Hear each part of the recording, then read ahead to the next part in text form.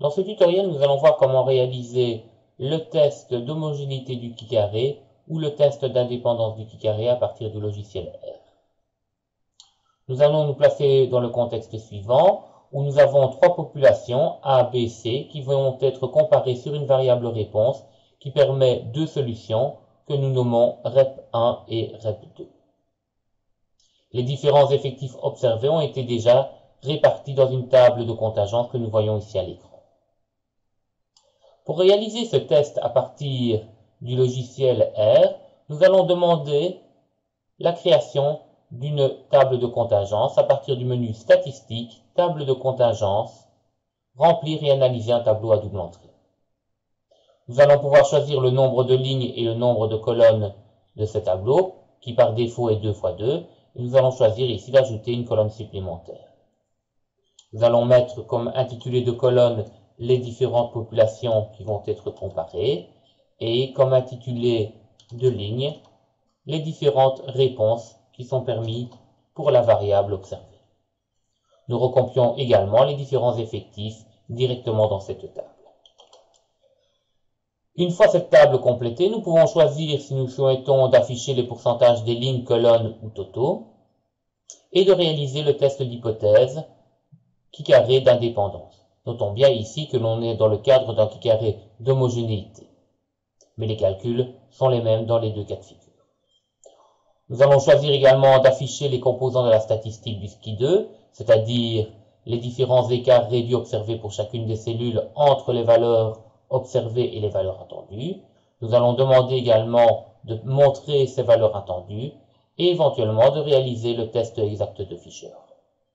Il nous reste à valider avec OK pour voir les différents résultats apparaître dans la fenêtre de sortie.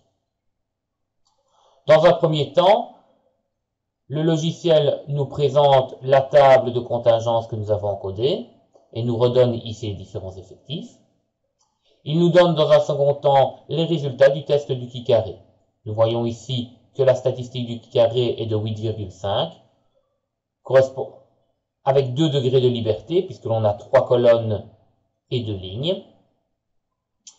Et ceci traduit une différence qui est significative puisque la p-value est de 1,4% plus ou moins. Si nous voulons savoir entre quelle et quelle cellule existent des différences significatives, nous devons comparer les valeurs observées avec les valeurs attendues. Ainsi, par exemple, nous voyons que 18 personnes sont observées dans la population A pour la réponse 1, alors que 13,4 aurait dû l'être. Afin de déterminer si cette différence est significative, il nous suffit d'aller regarder les résidus qui sont donnés à partir du logiciel. Le logiciel nous a calculé ici les écarts réduits pour chacune des cellules. On voit que l'écart pour la cellule A, réponse 1, est de 1,58. Nous avons observé plus de données que ce qu'il n'était attendu, et donc par conséquent, ici, le résidu standardisé sera égal à plus la racine de 1,58, c'est-à-dire plus 1,26. Cette valeur est inférieure à 1,96, qui est la valeur associée à un risque de première espèce de 5% pour une distribution de Gauss-Laplace normale 0,1, et par conséquent, cela traduit qu'il n'y a pas de différence significative sur cet effectif.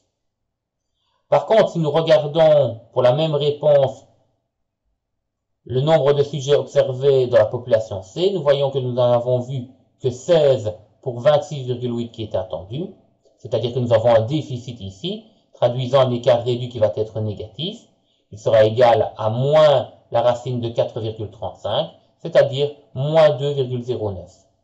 Valeur qui est supérieure à 1,96 et qui traduit donc une différence significative entre l'effectif observé et attendu dans cette population et pour cette réponse. Nous avons demandé également de réaliser le test exact de Fisher.